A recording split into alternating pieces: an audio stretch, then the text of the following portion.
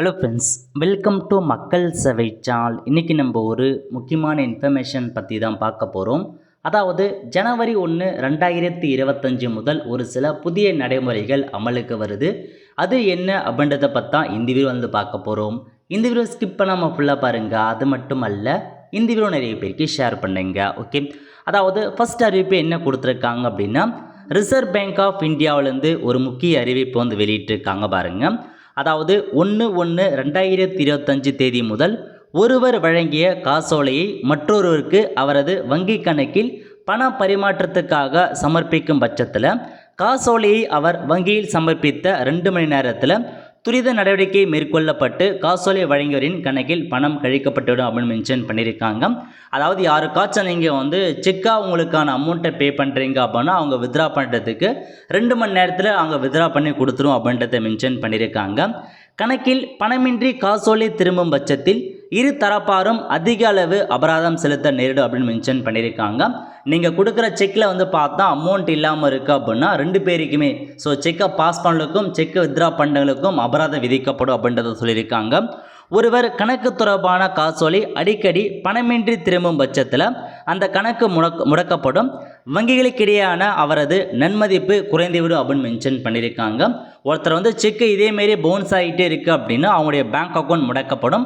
அது இல்லாமல் அவங்களுக்கு பார்த்தா சிபில் ஸ்கோர் குறைக்கப்படும் அப்படின்றதையும் சொல்லியிருக்காங்க. எனவே கணக்கில் போதிய இருப்பு தொகை இருந்தால் மட்டுமே இனிமேல் பிறருக்கு காசோலை வழங்க வேண்டும் அப்படின்றத சொல்லியிருக்காங்க.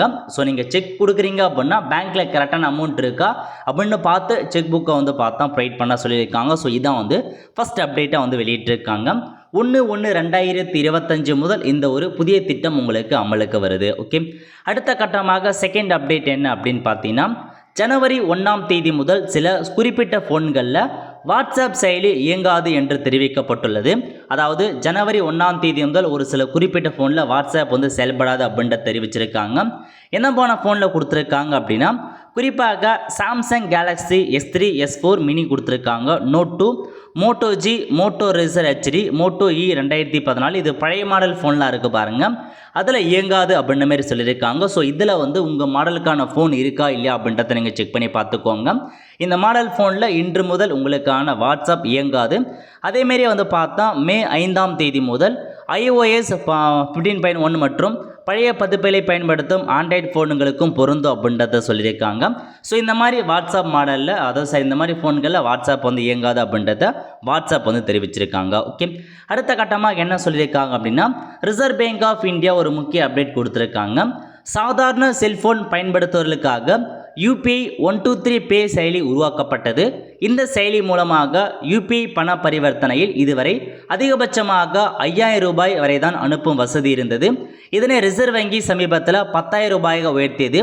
இதனால் இன்று முதல் UPI மூலமாக ஒரு பயனாளருக்கு 10,000 வரையில் பணத்தை அனுப்ப முடியும் அப்படின்றத சொல்லியிருக்காங்க. நார்மல் சாதாரண செல்ஃபோன் யூஸ் பண்ணுறவங்க பார்த்தேன் இப்போதைக்கு புதுசாக UPI 123 அப்படின்ற ஒரு செயலி உருவாக்கியிருக்காங்க. இந்த செயலி மூலமாக ஒரு நபருக்கு அதிகபட்சமாக 10,000 வரைக்கும் உங்களுக்கான அமௌண்ட்டை சென்ட் பண்ண முடியும் அப்படின்றத சொல்லியிருக்காங்க. இதுக்கு முன்னாடி 5,000 ரூபாய் இருந்துச்சு, இப்போ அதை 10,000 ரூபாய் மாற்றி ரிசர்வ் பேங்க் ஆஃப் இந்தியா அறிவிச்சிருக்காங்க. அதுக்கடுத்து என்ன சொல்லியிருக்காங்கன்னா, PF இருக்க பாருங்கள். நீங்கள் PF பயன்படுத்துகிறீங்க அப்படின்னா உங்களுக்கு ஒரு சூப்பரான ஒரு குட் நியூஸ் இருக்க போது. இன்று முதல் ATM இயந்திரங்களில் PF பணத்தை எடுக்கும் வசதி EPFO அமைப்பு செயல்படுத்தப்பட உள்ளது. இதற்கான பணிகளை தற்போது EPFO அமைப்பு மேற்கொண்டு வருகிறது. அதற்காக PF உறுப்பினர்களுக்கு ஒரு பிரத்யேக ATM கார்டை வழங்கவும் நடவடிக்கை மேற்கொள்ளப்பட்டு வருதுன்னு சொல்லியிருக்காங்க. PF பயனாளிகளுக்கு ATM கார்டு ப்ரொவைட் பண்ண போகிறாங்க. அந்த ATM கார்டு மூலமாக உங்கள் PF பணத்தை நீங்கள் ஈஸியாக ATMலேயே வித்ரா பண்ண முடியும் அப்படின்றத சொல்லியிருக்காங்க. அந்த சேவையை பார்த்தா இப்போதைக்கு ஸ்டார்ட் பண்ண போகிறாங்க. அட்லீஸ்ட் இன்னும் ஒரு 5 மந்த்துக்குள்ளே எல்லாருக்குமே ATM கார்டு ப்ரொவைட் பண்ணி ATM மூலமாகவே உங்களுக்கான பணத்தை நீங்கள் ஈஸியாக வித்ரா பண்ணிக்கலாம். அது இன்னும் பார்த்தா ஈஸியாக இருக்கும். நீங்கள் வெளில போயிட்டு வித்ரா ஆப்ஷனை பயன்படுத்தி எடுக்கிறது பதிலாக ATM மூலமாக ஈஸியாக உங்களுக்கான பணத்தை நீங்கள் வித்ரா பண்ணிக்கலாம். ஓகே, அதுக்கடுத்து என்னென்னா, ஓய்வூதியம் பெறுபவர்களுக்கு மிகப்பெரிய மாற்றம் ஏற்பட உள்ளது. அதாவது ஓய்வூதியம் பெறுவோர் தங்கள் ஓய்வூதியத்தை இந்தியா முழுவதிலும் உள்ள எந்த ஒரு வங்கி கிளைகளிலும் பெற்றுக்கொள்ள முடியும். இதற்காக அவர்களுக்கு கூடுதல் சரிபார்ப்பு எதுவும் தேவை இருக்காது. இந்த வசதி ஓய்வூதியதாரர்களுக்கு பெரும் நிவாரணத்தை அளிக்கும்னு சொல்லியிருக்காங்க. ஸோ நீங்கள் பென்ஷன் வாங்குறீங்க அப்படின்னா உங்களுக்கான பென்ஷன் பணத்தை இந்தியாவில் உள்ள எந்த பேங்க்லானாலும் போய் நீங்கள் வாங்கிக்கலாம் அப்படின்றத சொல்லியிருக்காங்க. ஸோ அதுக்கான திட்டம் இன்று முதல் அமலுக்கு வருது அப்படின்னு மென்ஷன் பண்ணியிருக்காங்க. ஸோ இதான் உங்களுக்கான அப்டேட். ஸோ பென்ஷன் வாங்குறவங்க எந்த பேங்க்லானாலும் போயிட்டு உங்களுக்கான பென்ஷன் தொகையை வாங்கிக்கலாம். இது குறித்து டீட்டெயில்ஸ் அப்டேட் சொல்ல கண்டிப்பாக நான் உங்களுக்கு இன்ஃபார்ம் பண்ணுறேன். ஓகே, அதுக்கடுத்து முக்கியமான இன்ஃபர்மேஷன், எவ்ரி மந்த் வந்து பார்த்தா சிலிண்டர் எல்லாம் மாற்றங்கள் இருக்கும். அந்த வகையில் இன்றைக்கி வந்து சென்னையில் வணிக சிலிண்டர் விலை இருக்குது பாருங்கள். அது வந்து 14.50 ரூபாய் குறைஞ்சி இப்போதைக்கு 1966 ரூபாய் வந்து பார்த்தா விற்பனை செய்கிறாங்க. அதாவது வணிக கமர்ஷியலுக்கான சிலிண்டர் விலையை 14 ரூபாய் வந்து பார்த்தா உயர்த்திருக்காங்க. கடந்த 3 மாதமாகவே கமர்ஷியல் சிலிண்டரில் கொஞ்சம் அதிகமாக தான் அமௌண்ட் இருந்துச்சு. பட் இப்போ வந்து 14 ரூபாய் குறைச்சிருக்காங்க. அதேமாரி வீட்டு உபயோக சிலிண்டருக்கு பாருங்கள் 14.2 கிலோ வீட்டு உபயோக சிலிண்டர் விலை எந்த மாற்றமும் இல்லாமல் அதே வந்து 818 ரூபாய் நீட்டிச்சிருக்காங்க. கடந்த ஒரு 8-10 மாதமாகவே வீட்டு உபயோக சிலிண்டர் விலை எந்த மாற்றமும் இல்லை, சேம் அதே மாதிரி சிலிண்டர் மாற்றம் தான் இருக்குது.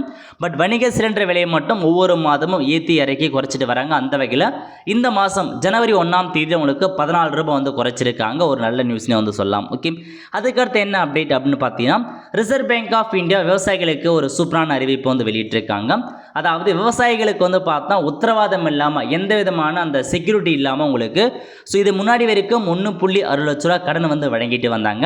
பட் இப்போ ஜனவரி 1, 2025 முதல் அந்த கடன் வரம்பை 2 லட்சம் வரைக்கும் உயர்த்தி கொடுத்துருக்காங்க. நீங்கள் ஒரு விவசாயியாக இருக்கீங்க அப்படின்னா எந்த பேங்க்லானாலும் போயிட்டு 2 லட்ச ரூபா நீங்கள் கடன் வாங்கிக்கலாம். அதுக்கு நீங்கள் எந்த விதமான கொலட்டலுமே கொடுக்க தேவையில்ல, எந்த உத்தரவாதம் கொடுக்க தேவையில்ல. அப்படியே உங்களுக்கு 2 லட்ச ரூபாய் வந்து கடனாக வந்து வழங்குறாங்க. ஸோ 1/1/2025 முதல் இந்த புதிய நடைமுறை அமலுக்கு வருது. ஸோ உத்தரவாதம் இல்லாமல் 2 லட்ச வரைக்கும் உங்களுக்கான கடனை நீங்கள் பேங்க்கில் போயிட்டு வாங்கிக்கலாம். இது ஒன்லி விவசாயிகளுக்கு மட்டும் தான் இந்த ஸ்கீம் பொருந்தும் அப்படின்றத சொல்லியிருக்காங்க. அதுக்கடுத்து ஒரு முக்கியமான update Reserve Bank of India கொடுத்துருக்காங்க பாருங்கள். 3 வகையான வங்கி கணக்கு வந்து பார்த்தா மூண போடாங்க. அதாவது 3 டைப் ஆஃப் வங்கி கணக்கு. என்னமானா ஆன்லைன் மோசடிகளை தடுக்க செயலற்ற வங்கி கணக்குகள் உள்ளிட்ட 3 வகையான கணக்குகளை மூட ரிசர்வ் வங்கி நடவடிக்கை எடுத்திருக்காங்க. 2 ஆண்டுகளுக்கு மேலாக பண பரிமாற்றம் நடக்காத வங்கி கணக்குகள், நீண்ட காலமாக பூஜ்ஜிய தொகையை மட்டுமே வைத்திருக்கும் வங்கி கணக்குகள் மூடப்படுவதாக வந்து பார்த்தா தெரிவிச்சிருக்காங்க. ஸோ இதாங்க உங்களுக்கான இன்ஃபர்மேஷன். 2 வருஷத்துக்கு மேலாக எந்த டிரான்சாக்ஷனுமே பண்ணாமல் இருக்கீங்க அல்லது வந்து பார்த்தா உங்கள் பேங்க் அக்கௌண்ட் ரொம்ப நாளாக 0 பேலன்ஸ்லேயே மெயின்டைன் பண்ணுறீங்க அப்படின்னா உங்கள் கணக்கு வந்து மூடப்படும் அப்படின்றத சொல்லியிருக்காங்க. இது இன்று முதல் நடைமுறைக்கு வருது அப்படின்றத மென்ஷன் பண்ணியிருக்காங்க. ஸோ இதாங்க உங்களுக்கான இன்ஃபர்மேஷன். அதுக்கடுத்து என்ன சொல்லியிருக்காங்க அப்படின்னா, ஜனவரி 1, 2025 முதல் பிறக்கிற எல்லா குழந்தையுமே வந்து பார்த்தீங்கன்னா பீட்டா தலைமுறை அப்படின்றத வந்து மென்ஷன் பண்ணுறாங்க. ஸோ இதுக்கப்புறம் 2025 முதல் 2039 வரைக்கும் எந்தெந்த குழந்தைலாம் பிறக்கோ அவங்க பீட்டா ஜென்ரேஷன் குழந்தைகளாக மாறுறாங்க. அவங்க இன்னும் வந்து பார்த்தா அட்வான்ஸ்ட் ஜென்ரேஷனுக்கு வந்து போக போகிறதா சொல்லியிருக்காங்க. ஸோ இதுதான் ஒரு லேட்டஸ்ட் அப்டேட். அதுக்கப்புறம் என்ன அப்படின்னு பார்த்தீங்கன்னா, ஜனவரி மாதத்தில் 7 மந்த்து பேங்க் லீவ் இருக்குது அப்படின்னா மொத்தமாக 15 நாட்கள் இந்த மாதம் ஃபுல்லாகவே பேங்க் லீவ் இருக்க போகுது. ஸோ அதுக்கேற்ற மாதிரி நீங்கள் பேங்க்கில் ஏதாச்சும் பண்ண போகிறீங்க, டிரான்சாக்ஷன் பண்ண போகிறீங்க அப்படின்னா ஸோ அந்த 15 நாட்கள் எதுன்னு பார்த்துட்டு அதுக்கு அதாவது பேங்க் எப்போ ஒர்க் ஆகுதோ ஒர்க்கிங் டேஸை மட்டும் பார்த்துட்டு போவாங்க. மொத்தமாக இந்த மாதங்களில் 15 நாட்கள் உங்களுக்கு பேங்க் ஹாலிடே இருக்கும் அப்படின்றத சொல்லியிருக்காங்க. அதுக்கடுத்து என்ன சொல்லியிருக்காங்க அப்படின்னா, மத்திய நேரடி வரிகள் வாரியம் இருக்க பாருங்க, டாக்ஸ் ஐடி ரிட்டர்ன் பேமெண்ட் பண்ணுறதுக்கான கடைசி தேதியை வந்து பார்த்தா மாற்றி அமைச்சிருக்காங்க.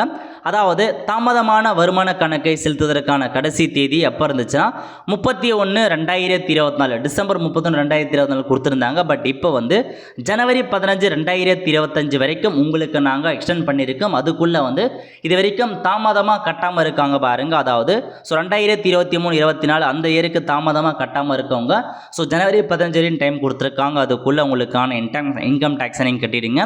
அதேமாரியே வந்து பார்த்தா தனிநபருடைய விஷயத்தில் மதிப்பீட்டு ஆண்டு 2024-25 என்று சிபிடி வந்து பார்த்தா நேற்று அறிவிச்சிருக்காங்க. ஸோ 2024-25க்கான ஓப்பன் ஆகிடுச்சு, அதையும் நோட் பண்ணிக்கோங்க. ஓகே, ஸோ இதாங்க உங்களுக்கான மொத்த இன்ஃபர்மேஷன். ஸோ ஜனவரி 1, 2025 முதல் இந்த மாதிரி ஒரு சில மாற்றங்களை வந்து புதிய மாற்றங்கள் கொண்டு வந்திருக்காங்க.